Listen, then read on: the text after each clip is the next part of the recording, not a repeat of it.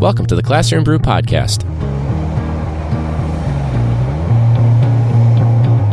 The teacher podcast is a little bit like drunk history.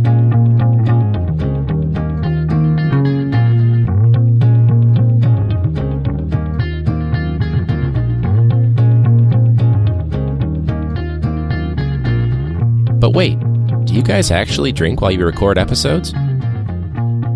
Yeah. Actually. Yeah. All right, welcome back to Classroom Brew. This is episode 77. I'll be 100% honest with you. This is the first episode where I've actually been nervous about my voice actually being at 100%. It definitely is not. I'm doing my best. I got my water here. It's in a plastic cup. This is the non-alcoholic episode because I'm still getting over the flu. So, yes, even though we're not feeling 100%, we are still out here podcasting for you guys that listen or watch every single week. This week, the entire episode is not going to be video. There will be a good portion that is offered with video, as well as some highlights, but not looking good. So that's the reason why. And if you notice, too, this is also work attire, casual business work attire for today, because this is actually being recorded the exact day before I'm launching it. So that's exciting. Hopefully you guys catch this episode, when it drops. The other thing, too, is you'll notice we're in a different location, so that's fun. And actually, a funny story, this is the original location that I planned to record all of the episodes. The first 76 episodes have been done mostly in my living room with a few variations to that. The original plan was to do it here, but when we moved here, we had an older table and chairs that creaked so much that the microphones would pick it up, and so we had to move it to the living room for the first episode, Airdropped Porn. I guess second episode. The pilot was done here, I guess, but I didn't move a whole lot because I didn't want it to be picked up. So, yeah, man. I guess the big thing, I had my Embark kids, they graduated. They had their induction ceremony, and that was at the Hard Rock. And when you shake a lot of hands of high schoolers or students in general, you're going to get sick. So I did, and it was bad. But I'm a good friend, and that weekend on a Friday was my buddy's bachelor party in Nashville. If you remember, we're in Chicago, so that's about a 7 or 8 hour drive if you don't stop. That doesn't include stops and food and all that stuff. Now, did I take a NyQuil and pass out as soon as I hit the car? Yeah. Was I conscious for more than 2 hours in the car? No. Was it great? Absolutely not. It was awful. Did I have a backache? Yes, I did. It was so uncomfortable. Did I feel better after? No, I didn't. I don't think I was awake for more than 2 hours at a time.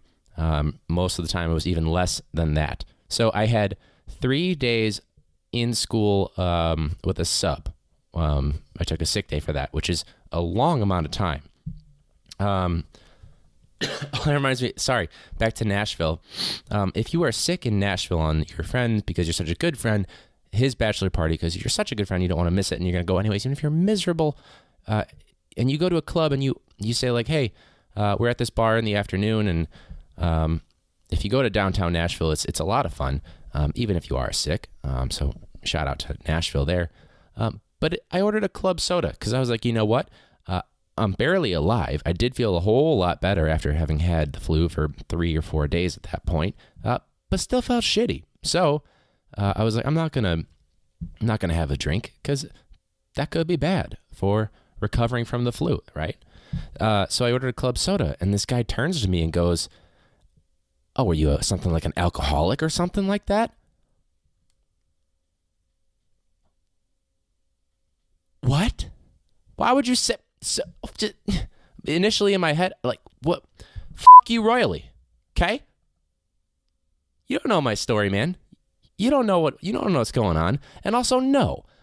Maybe there could be a million. Maybe I'm the DD that day. Could be a million different things. And this guy assumes it's alcoholism. But, yeah, so fuck that guy. No, man, it's that influenza. Go catch it. That asshole.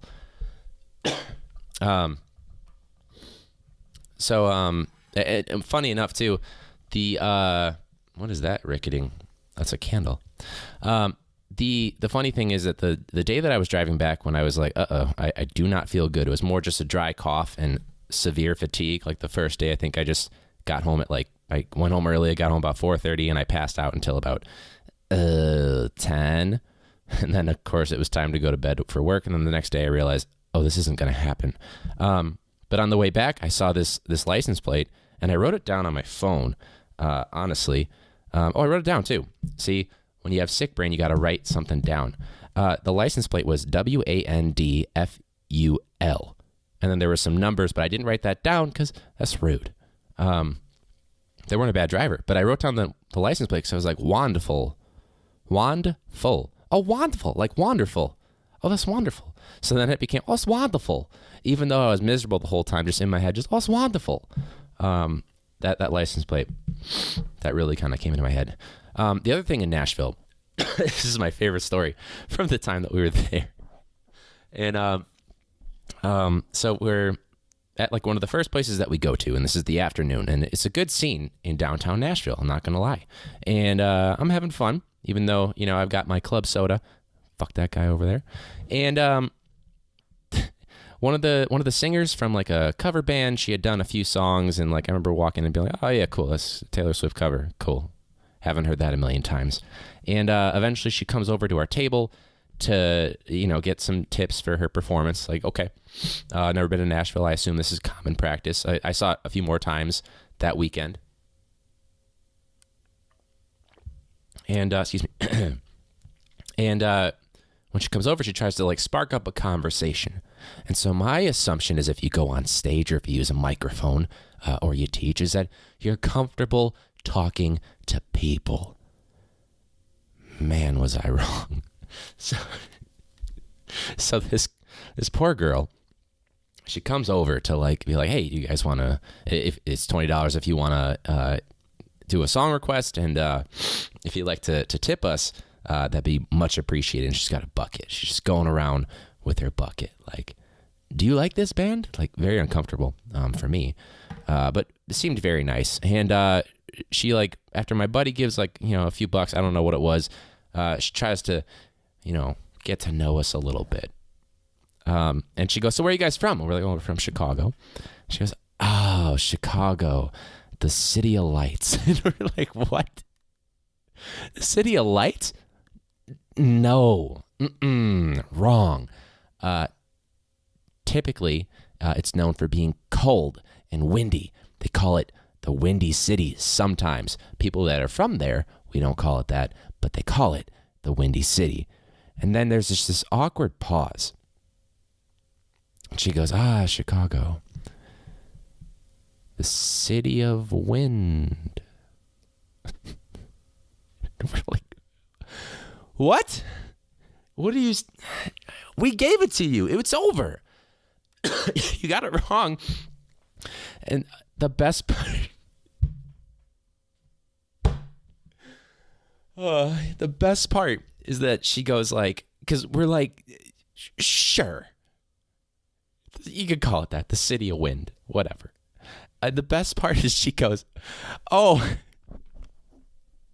I'm just a country girl. Oh, shit. What? You don't have to, it doesn't, no. And and then she just walks away. Just, she like lost that situation. She lost that scene. That was too good. I'm just a country girl. The city of lights for Chicago, I wonder, can you even see my little, my little sign that we took from a bar? The goal is to start using this stuff once we move to our actual studio and incorporate different elements like a whiskey barrel table and, different things that you might see at a bar. That's kind of the aesthetic that we're going for. So really, I guess the big thing with the flu, a lot of teachers talk about self-care, and that's something that I'm trying to focus on a little bit. The problem is that a lot of times, aside from the guilt of taking a day off, whatever it is, I oftentimes find myself really unwilling to take a day off or annoyed to take a day off, whatever, mostly because of, how do I put this? The subs. Can I even hear myself? Yeah.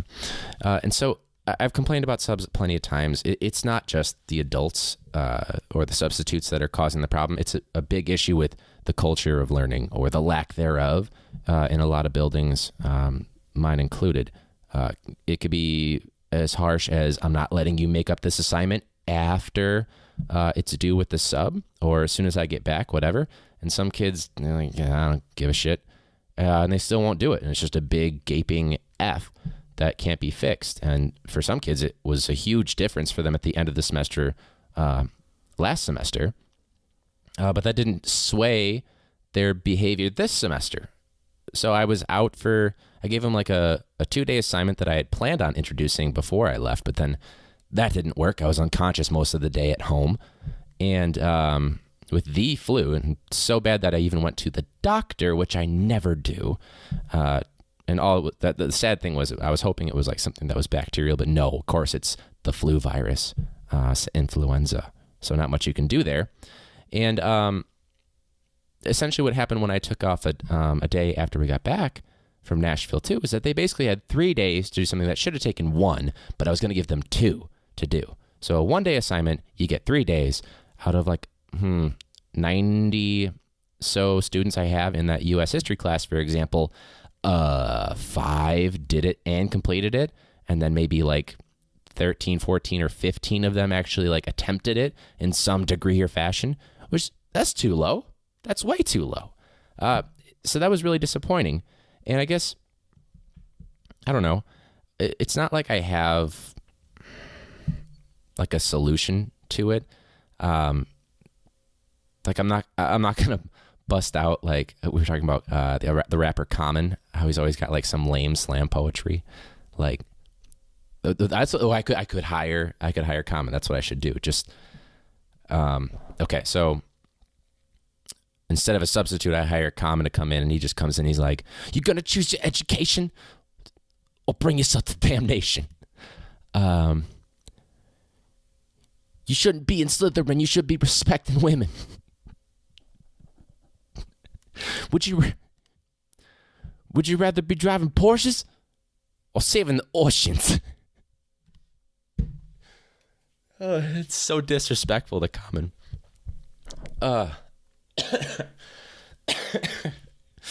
Oceans. It's maybe that's what it's gonna take. It's gonna take. I don't even know if kids nowadays would know. I said the name Kendrick Lamar, and some kids were like, "Who's that?" What? Hey, study. So that was interesting to deal with the subs. Now I'm just in the back of my mind thinking, it's wonderful. But it's not. It's really not. Just like going into like the staff bathroom and someone has somehow like peed out all over the wall. Like, how old are you? You're setting the example for our students and kids. Forget it. Let's just do this whole thing as a video because I don't feel like moving over to the camera and turning it off. And also, I'm out of energy. I guess the last thing I've got, my producer, my buddy, he sent me some stuff from the internet, Reddit, and Twitter. So there's a few different questions in here. I'll be sure to post them somewhere around the video in this area, probably over here. There's a lot of room over there. So here goes nothing. First one. Okay, so it looks like this is from a national board certified teacher tweeting out. This is Shelly Milne. I don't know. Sorry. Milne, Milne. That's my best guess. or Milne, maybe. Ready for teacher voice in this conversation. Any word on when that might happen? Oh, I get it. Like, you should just type in all caps. Okay, moving on. No, in all honesty, I don't know what that was about. I need a better producer, I guess. All right, so this one is from Reddit on Ask Teachers. I'm a high school student who is going to be writing a rap song to encourage intermediate school students to do well on the STAR test. Do y'all have any advice? ACCA, how do I reach these students?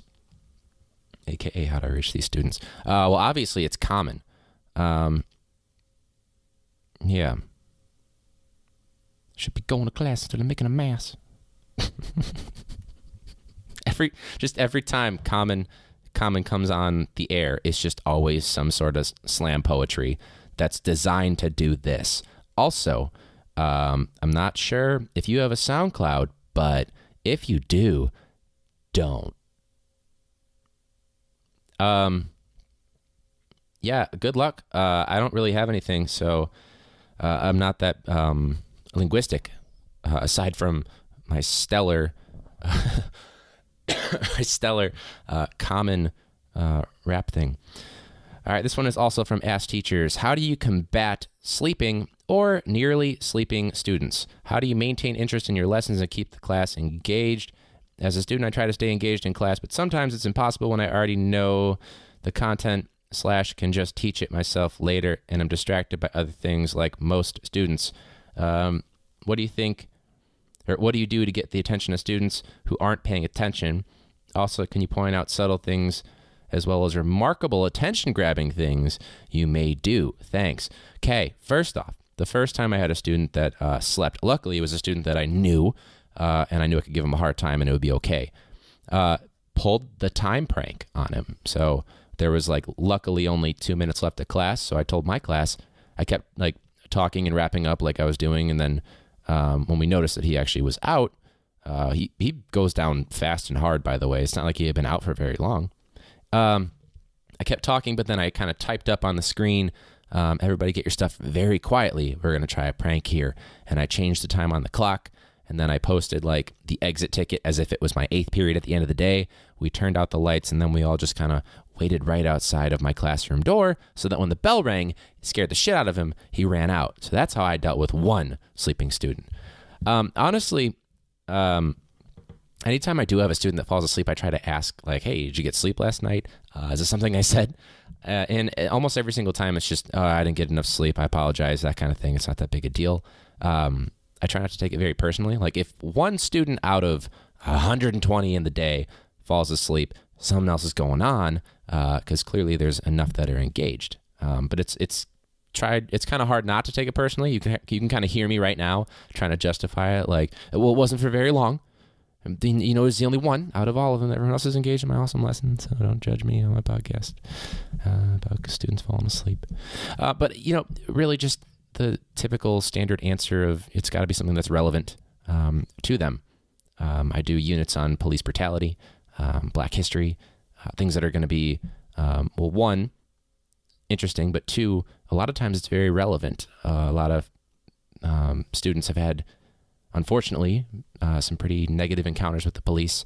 They have family members that have had negative encounters with the police, so that all kind of comes into hand. Not that makes what I'm doing so stellar and remarkable as what this person is looking for. But the other big thing I guess that I do a lot, especially at the start of a week, is station activities. So everybody up, out of your chairs, get moving, because then it makes it kind of easy. I know my big key is, hey, if you're stuck, let me know, come on over to the station or take a seat at a desk. That shows me, hey, I need a little bit of help. That also means if they want me to not bother them, they'll move around and do the stations, so that if they're just sitting in a desk or a comfy chair, I have those couch chairs, they know I'm going to come over and see if they need any help to get going again. So, no, thank you guys for the Reddit questions. I appreciate that. If you have not already, please make sure that you rate and review whatever app you're listening to. Classroom Brew is available wherever you get your podcasts. You can even watch it on YouTube, and there are some clips that I believe we have put up on twitch.tv/ Classroom Brew. If you haven't checked out Brian at The Lazy Teacher, that's a good podcast to check out. He gives a whole lot of interesting information on self-care and mental health days. So if you want to hear more about that, I didn't go into too much detail about it because I know that Brian covered it very well. So be sure to check out that episode. I can't remember the number for it. I think it was the one that he started not putting numbers on, but it is Mental Health Day on The Lazy Teacher podcast. How'd we do without the voice? Not too bad. It wasn't that painful.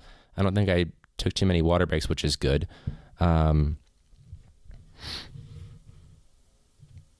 Yeah. Sorry, in the back of my head, I'm just thinking of common slam poetry. You gonna stand up and cheer? You gonna drink some beer? And why was that? That was like New York. Oh no.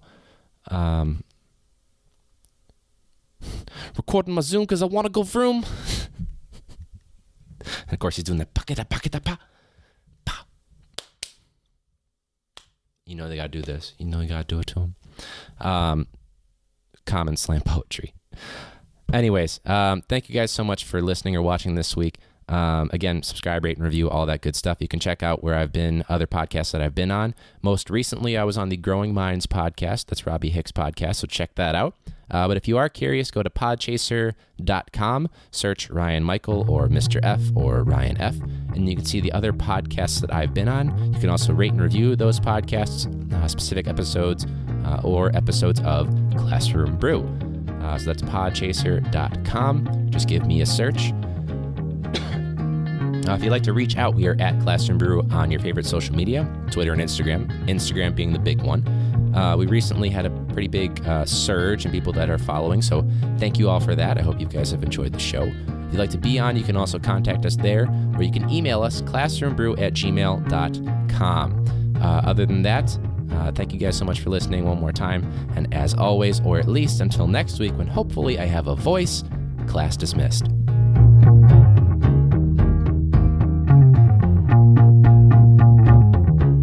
Wonderful. Saving the oceans.